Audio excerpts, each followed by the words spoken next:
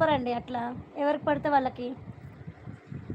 నువ్వు ఎవడో తెలియదు, నీ ముక్కు తెలియదు, నీ మూడు తెలియదు, నీకు ఇంట్లో ముచ్చట్లన్నీ ఎందుకు?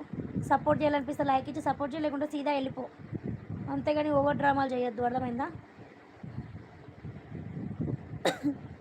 ఇంట్లో ముచ్చట్లన్నీ మాట్లాడాల్సినంత అవసరం మీకు లేదు. ఎవరి పర్సనల్స్ వాళ్ళకు ఉంటాయి, మీకు అంత అవసరం ఏముంది? మీరు ఎక్కడ ఉంటారో, మీకు పెళ్ళి అయిందా, మీ పెళ్ళం ఎక్కడ పోతుంది, మీ పెళ్ళం ఎక్కడ పోతుంది, మీ పెళ్ళానికి ఎవరు ఉన్నాడా, మీ అక్కకి ఎవరు ఉన్నాడా, మీ చెల్లెకి ఎవరు ఉన్నాడా, మీ అమ్మకి ఎవరు ఉన్నారా అని అడిగితే మీరు ఒప్పుకుంటారా? చెప్పండి. నీ పెళ్ళం పేరేంది, నీ అక్క పేరేంది, నీ చెల్లె పేరేంది, నీ అమ్మ పేరేంది అంటే ఊరుకుంటారా మీరు? ఊరుకోరు కదా.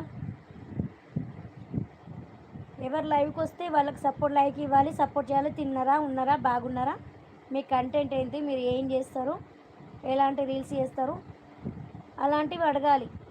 లైవ్ నచ్చితే ఒకవేళ మీరు ఏ టైంకి లైవ్కి వస్తారో అది అడగాలి. అంతేకాని నీకు లవర్ ఉన్నాడా, నీకు పెళ్ళయిందా, ఏం చేస్తావు, మీ ఆయన ఏం చేస్తాడు, మీ ఆయన పేరేంది, ఇంట్లో ముచ్చట పెట్టినట్టు పెడుతురేంది మీరు?